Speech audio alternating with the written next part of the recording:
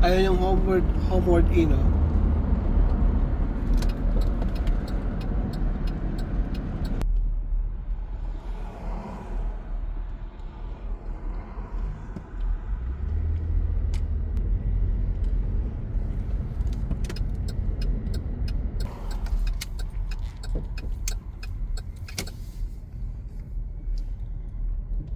Content. Ayan, ito si Dayan. Bibigyan tayo ng special rate sa acting oath taking ni Agra. Finally, dumating din. Ayan. Hello, hello. Ay, ang ganda. So maybe you can Meron siyang ano. Yeah. Maybe you can put your things here. So, pwede doon ilagay yung ano, yung Yes, plug. yung plug. And then they have 2 beds over here. Oh, bedroom. Honeymoon again kami. Ayan, may guest ano. Tapos ito. Ganda. Sa mura lang to, no? Kasi dapat Halifax. Ito na para malapit. Sayang gas, $100. Oh, I see. Kung okay ka na dito, kuya. Okay na to. Tapos malapit lang sa mga anakis ko. Okay. Kila Mart. Ito lang yung medyo... Ito, walking malaki distance yung lang. room eh. Magkano itong ganito? Yun na lang yung price. Ayan, so nakakuha tayo ng place sa aking oath taking. So mas malapit. Dito lang sa town ng Antigonish. So dapat pupunta kami ng Halifax. So sayang yung gas, $100. Saka doon ang mga hotel doon more than $200. Dito binigyan lang sa akin ni Joan ng $90 kasama na yung tax. At least malapit sa mga guests ko. Okay, bye for now.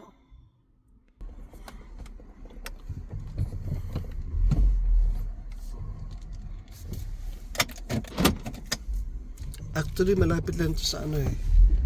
So from Homeward Inn Hotel hanggang sa bahay, ano ko sa inyo.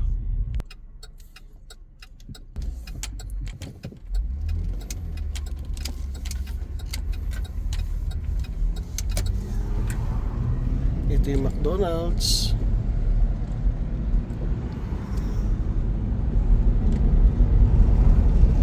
It's only 1 minute's drive. So this is the main street. We have Tim Hortons.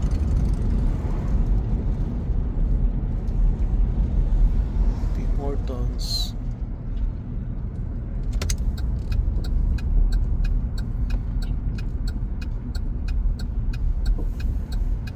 Ito yung St. Xavier University. Malaki ang paikot yan.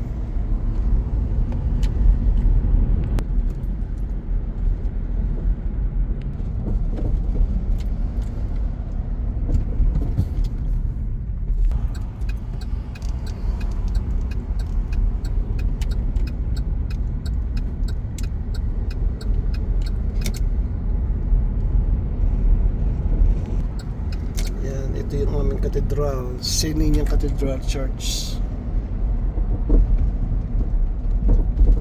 Yan. Ito yung church namin, cathedral. Malapit lang sa bahay namin. Ayan. Marami na naghahakot ng mga estudyante kasi summer na. Ang graduation dito is May 5, Sunday. So from simbahan, ito na yung apartment namin. Ayan.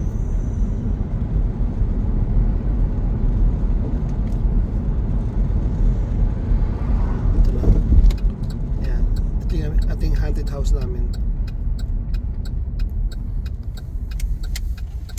Ayun yung landlord ko. Makulit na landlord. Nagbabasura siya. So ito na aming haunted house apartment.